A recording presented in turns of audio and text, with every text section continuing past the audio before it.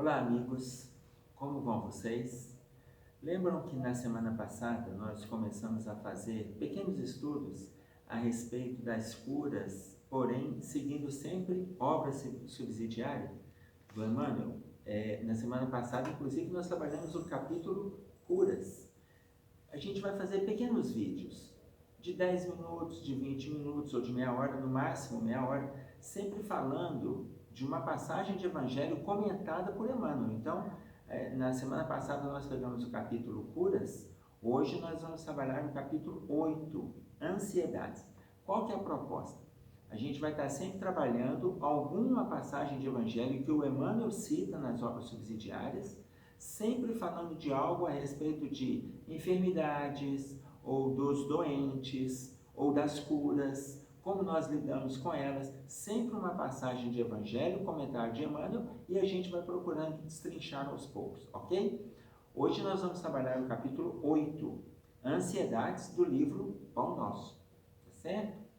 Então veja bem, a passagem que o Emmanuel escolhe é a primeira carta de Pedro, no capítulo 5, no versículo 7, quando ele diz assim: lançando sobre ele toda a vossa ansiedade, porque ela tem cuidado de vós. Lançando sobre ele toda a vossa ansiedade, porque ele tem cuidado de vós. Este é o versículo. Vamos ao texto. As ansiedades armam muitos crimes e jamais edificam algo de útil na terra. Invariavelmente o homem, precipitado contra todas as probabilidades, contra si. Opondo-se às inquietações angustiosas, falam as lições de paciência da natureza, em todos os setores do caminho humano. Se o homem nascesse para andar ansioso, seria dizer que veio ao mundo não na categoria de trabalhador em tarefa santificante, mas por desesperado sem remissão. Se a criatura refletisse mais sensatamente, reconheceria o conteúdo de serviço que os momentos de cada dia lhe podem oferecer e saberia vigiar, com acentuado valor, os patrimônios próprios. Indubitável que as paisagens se modificarão incessantemente, compelindo-nos a enfrentar surpresas desagradáveis, decorrentes de nossa atitude inadequada, na alegria ou na dor. Contudo, representa impositivo da lei a nossa obrigação de prosseguir diariamente na direção do bem. A ansiedade tentará violentar corações generosos, porque as estradas terrenas desdobram muitos ângulos obscuros e problemas de solução difícil. Entretanto, não nos esqueçamos da receita de Pedro. Lança as inquietudes sob as suas esperanças em nosso Pai Celestial, porque o divino amor cogita do bem-estar de todos nós. Justo é desejar firmemente a vitória da luz, buscar a paz com perseverança, disciplinar-se para a união com os planos superiores, insistir por sintonizar-se com as esferas mais altas. Não ouvides, porém, que a ansiedade precede sempre a ação de Caim. Vamos entender um pouco deste texto? Vamos lá. Primeiro, o título já sugere para a gente inúmeras reflexões, ansiedades. E aí, primeiro, a gente começa a pensar se a ansiedade, porque ele começa o texto, tem a discussão da passagem evangélica, a gente vai voltar nela daqui a pouquinho, mas ele fala: as ansiedades armam muitos crimes e jamais edificam algo útil na terra.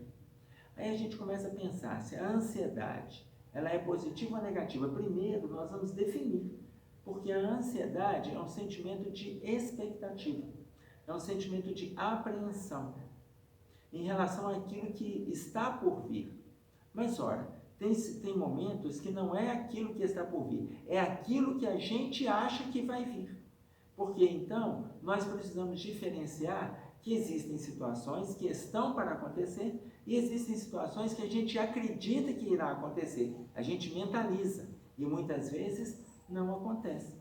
Então, a gente pensa assim, a ansiedade, ela é positiva ou negativa? Então a gente começa a pensar, no primeiro momento a gente pensa que a ansiedade ela é negativa.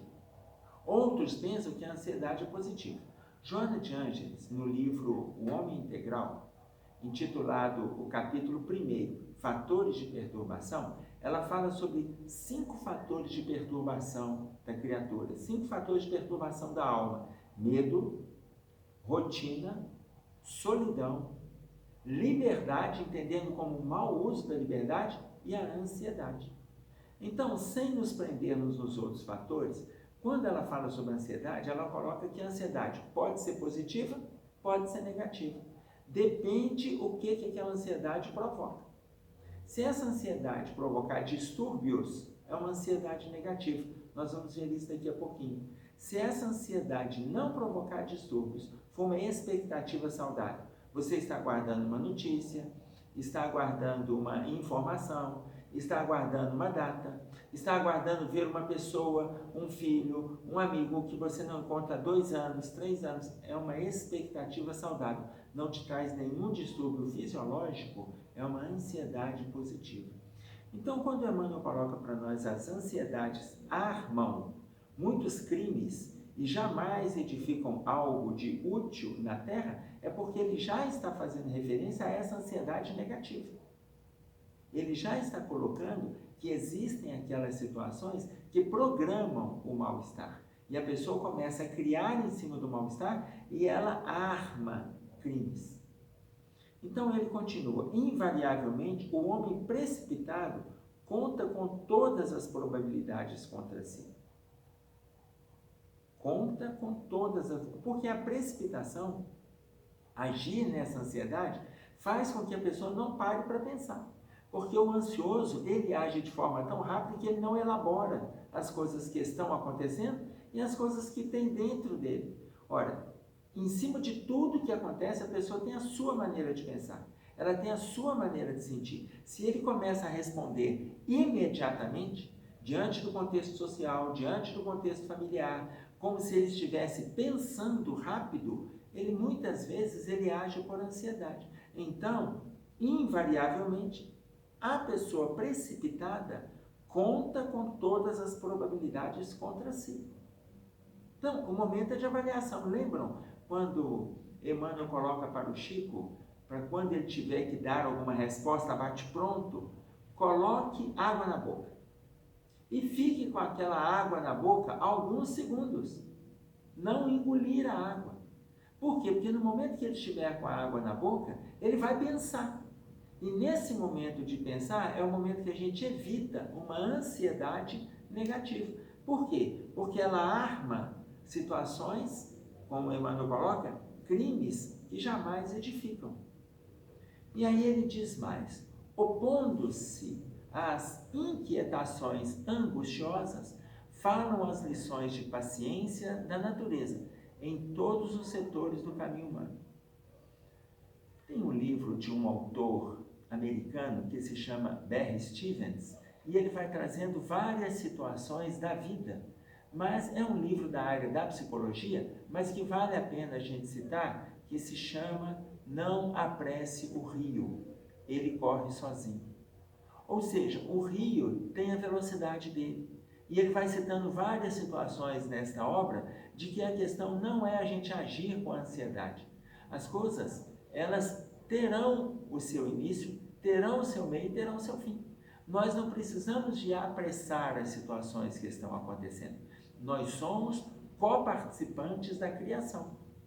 Então, ele coloca que a natureza, ela é o exemplo disso.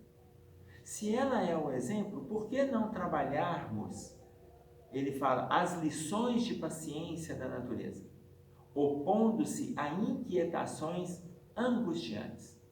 Por que não utilizarmos a natureza como referência? Não utilizarmos a natureza como mola propulsora do nosso bem-estar? Por mais que a gente queira apressar uma rosa, se a gente começar a abrir o botão, nós vamos despetalá-la e ela não vai fazer aquela exuberância de beleza porque a gente a apressou. Se nós apressarmos o bicho da seda, nós não vamos conhecer o voar da borboleta.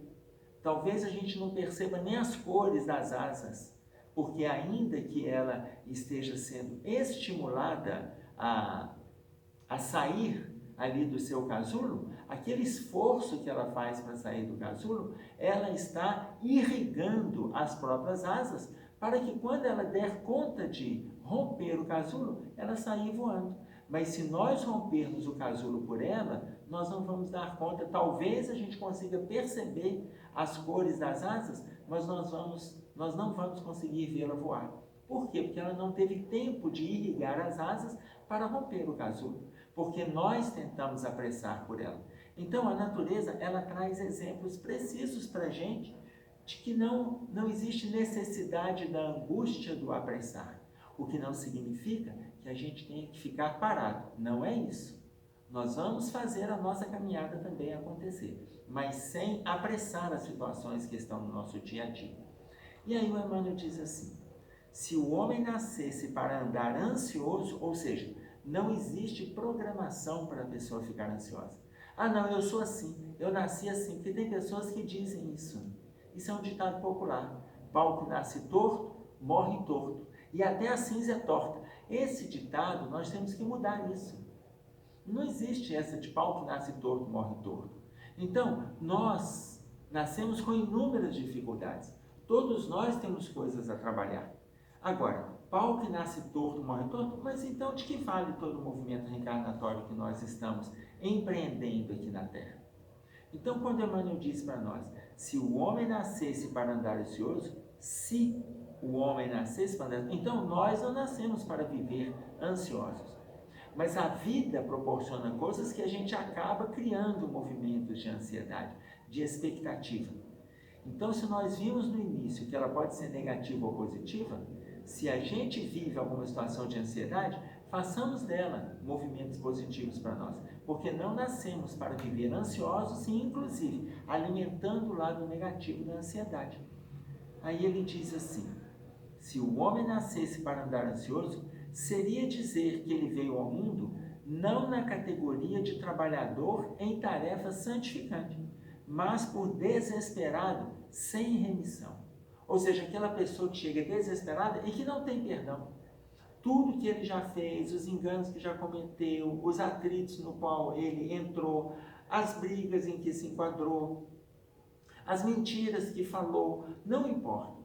Se tudo isso não tiver perdão, a ansiedade vai agravando o seu estado íntimo.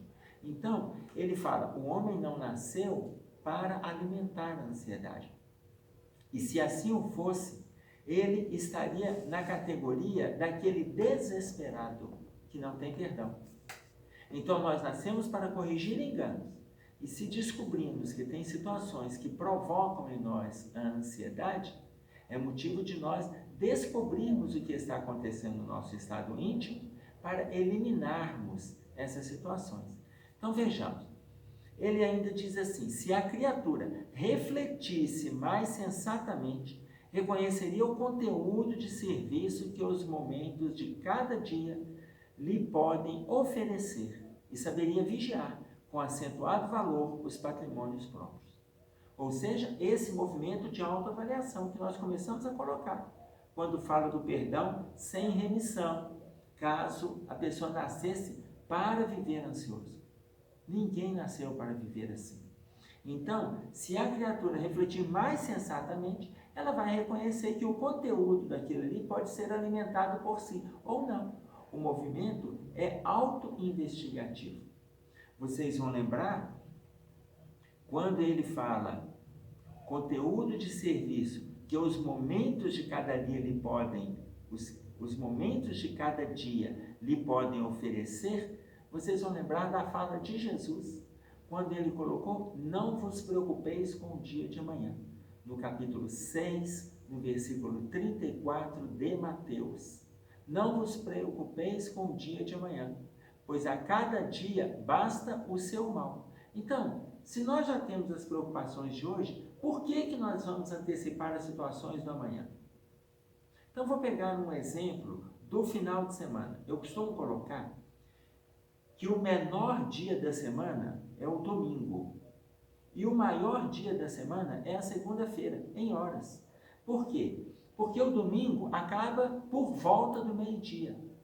Então, ele começou meia-noite, é um dia que tu costuma ter para algumas pessoas ou algumas famílias 12 horas apenas. E a segunda-feira? Ela costuma ter 36 horas. A segunda, propriamente dita, mas o domingo à tarde. Porque depois do meio-dia, no domingo à tarde, a pessoa já fala assim: ah, meu Deus, amanhã é segunda. Ah, amanhã começa a segunda-feira. Ah, amanhã é dia disso, é dia daquilo. Ela já vive o domingo à tarde na segunda. Consequentemente, ela não vive as situações do domingo. Ela encurtou o domingo e aumentou a segunda-feira. Então, quando ele fala, basta a cada dia, os momentos de cada dia lhe podem oferecer, basta a gente saber vigiar. Por quê? Porque o dia já nos oferece as situações que a gente precisa trabalhar com elas. Eu não preciso preocupar com as coisas do amanhã. Isso não significa que a gente não tenha que ser previdente. E aí nós temos que estabelecer uma diferença em ser previdente e ser ansioso.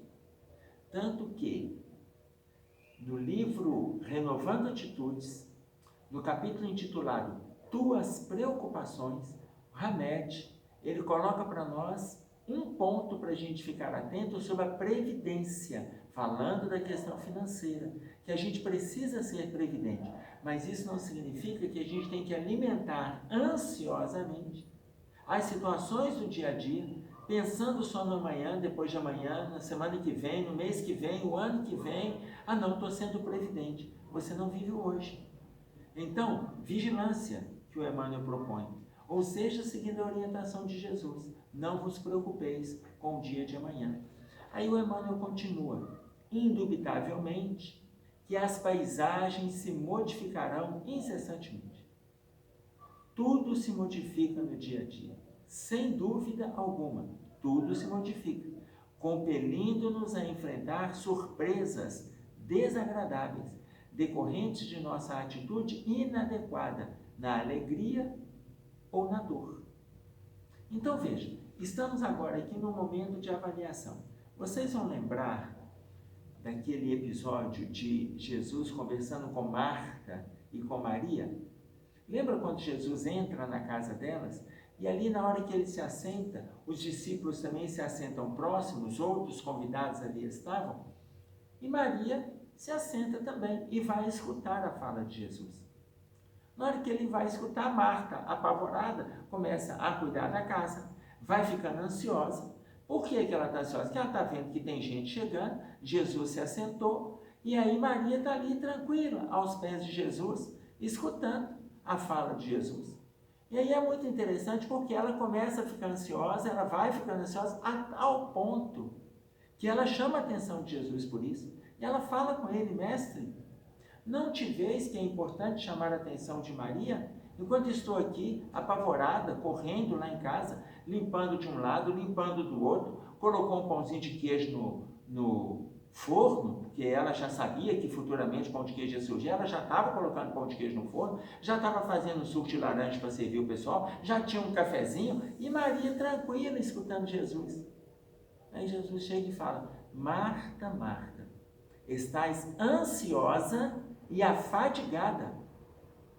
Olha, se ela está ansiosa e afadigada por muitas coisas, ela estava preocupada com os afazeres, ela estava preocupada com a casa, ela estava preocupada com o lanche, ela estava preocupada com aqueles que estavam chegando. E aí o que Jesus completa? Maria escolheu a melhor parte, da qual não lhe será tirada. Porque veja, estamos com um momentozinho curto de avaliar a presença do Cristo na nossa vida. Esse momento, o momento que a gente está aqui falando de uma página, o momento que a gente está fazendo o nosso culto no lar, no momento que você abre uma página edificante, faz uma leitura, reflete. Esse momento não é para a gente dar atenção à ansiedade e à fadiga. Quando fala para Marta, estás ansiosa e afadigada, ou seja, ela, naquela agitação, cansada com aquela agitação, preocupada com o agrado, enquanto Cristo está ali. Não é sempre que nós temos a oportunidade, porque no dia a dia a gente é compelido a se envolver com essas diversas situações. Então, se a gente sentou para escutar, sentou para ler, vocês veem que enquanto a gente está lendo, vem uma referência, vem outra, a gente vai citando as referências. Se vocês tiverem um tempinho a mais, vai lá, pesquisa na referência, lê o texto, montem os questionamentos na cabecinha de vocês, façam com que essas elaborações sejam aprofundadas no estado íntimo de vocês. Então, vamos absorver essas páginas que o Emmanuel tem trazido para a gente e vamos sair desse movimento de fadiga e de ansiedade. Porque se Jesus chama a atenção de Marta, ora, nós muitas vezes estamos fazendo o papel de Marta no dia a dia e estamos ansiosos e afadigados, conforme ele coloca para a gente no capítulo 10 de Lucas e nesse trechinho no versículo 41. Mas deem uma lidinha nesse bate-papo dele com Marta, porque é importante entendermos que inúmeras vezes a gente repete o papel de Marta nas nossas relações, muito mais do que o papel de Maria. Então, Emmanuel diz para nós assim, decorrentes, esse movimento, é claro, indubitavelmente as paisagens vão se modificar incessantemente, compelindo-nos a enfrentar surpresas desagradáveis, decorrentes de nossa atitude inadequada na alegria ou na dor. Observem que as consequências das situações que a gente vivenciará amanhã está em torno das situações que nós plantamos hoje. Inúmeras das situações que nós plantamos hoje, ontem, semana passada, mês passado, ano passado, elas terão consequências. A consequência pode não acontecer de forma imediata, mas tudo que a gente planta, a gente vai colher.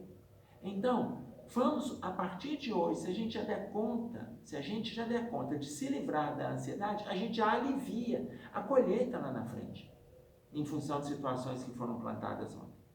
Mas, olha o que ele coloca, representa em positivo da lei a nossa obrigação de prosseguir diariamente na direção do bem, ainda que haja alegria ou que haja dor, é em positivo da lei o nosso prosseguimento. Então, como nós estamos lidando com essas situações? E aí ele diz assim, a ansiedade tentará violentar corações generosos, porque as estradas terrenas desdobram muitos ângulos obscuros e problemas de solução difícil. Entretanto, não nos esqueçamos da receita de Pedro, que aí ele volta no versículo. Mas antes do versículo, a ansiedade tentará violentar corações generosos. Lembram que no início nós colocamos sobre a questão da ansiedade negativa que pode trazer distúrbios fisiológicos? Porque veja, ela tenta violentar corações generosos. Muitas vezes a pessoa é boa, tem sentimentos bons, pensamentos positivos, mas quando ela vai alimentando a ansiedade, aí começa a aparecer, como coloca para nós no livro Reconstruindo Emoções. No capítulo 3, intitulado Ansiedade, o livro Reconstruindo Emoções, ele é da médium Iraci Campos de Noronha.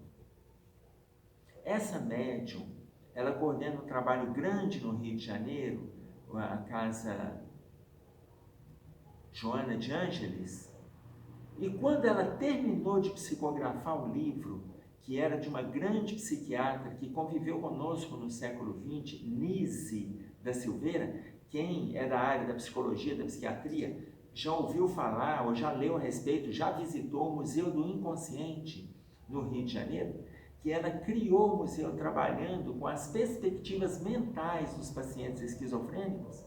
Então, ela, neste livro, Reconstruindo Emoções, é a primeira obra que ela manda para nós. Ela desencarna no finalzinho do século XX, e a primeira obra que ela manda para nós, quando ela desencarna, ela estava com mais de 90 anos de idade. E durante mais ou menos 15, 17 anos após a desencarnação, ela manda este livro através dessa médium, Nise da Silveira.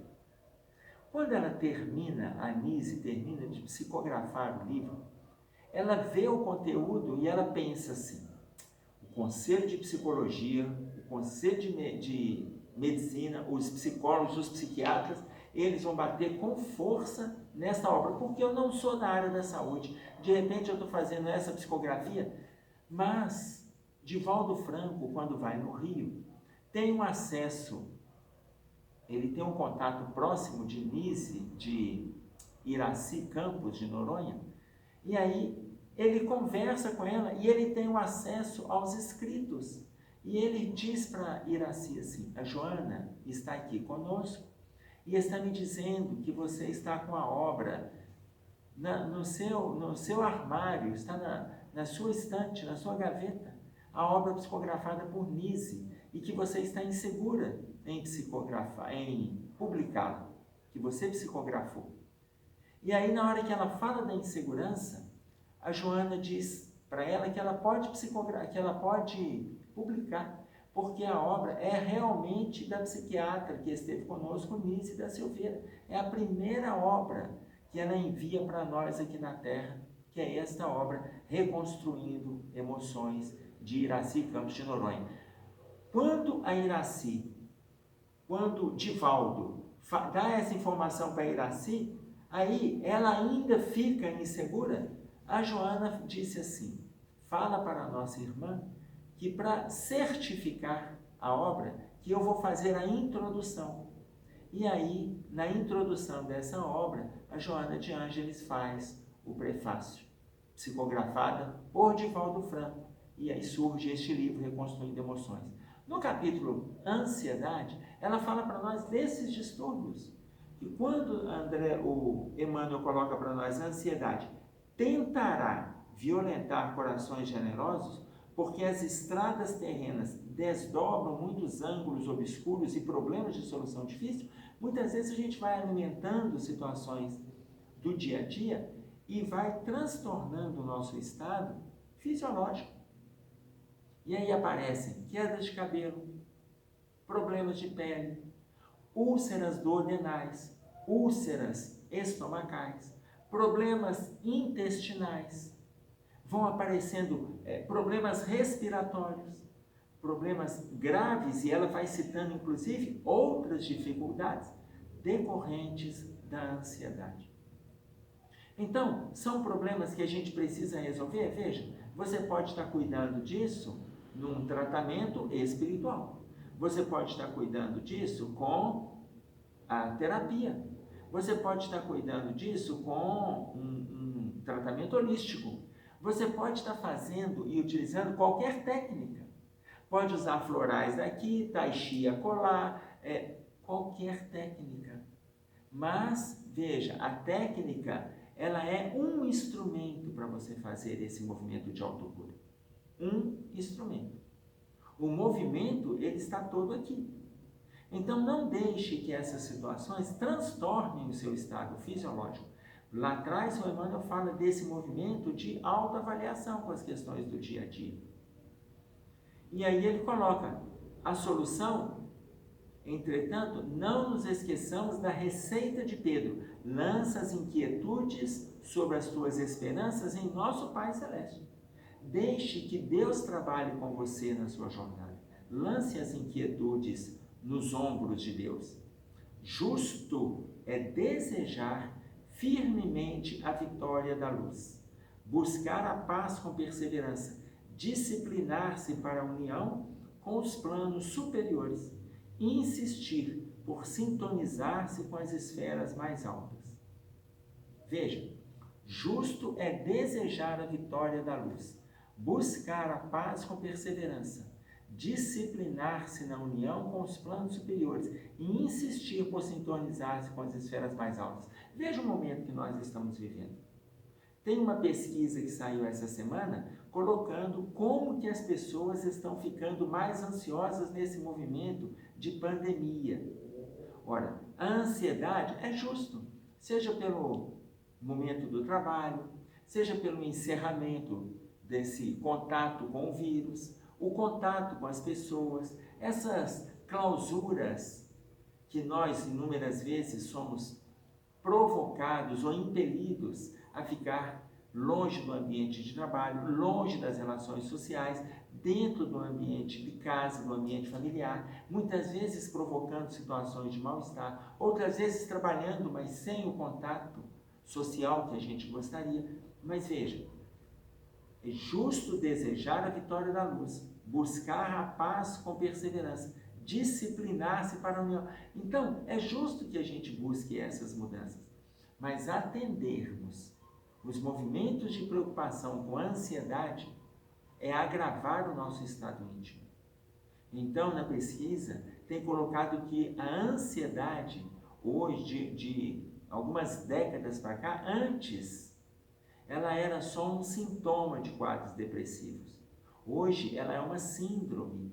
As coisas estão muito agravadas, inclusive ela está no CID-10, no Código Internacional de Doenças, ela está catalogada ali. E no Código Internacional de Doenças 11, no CID-11, ela vem com mais especificidades ainda.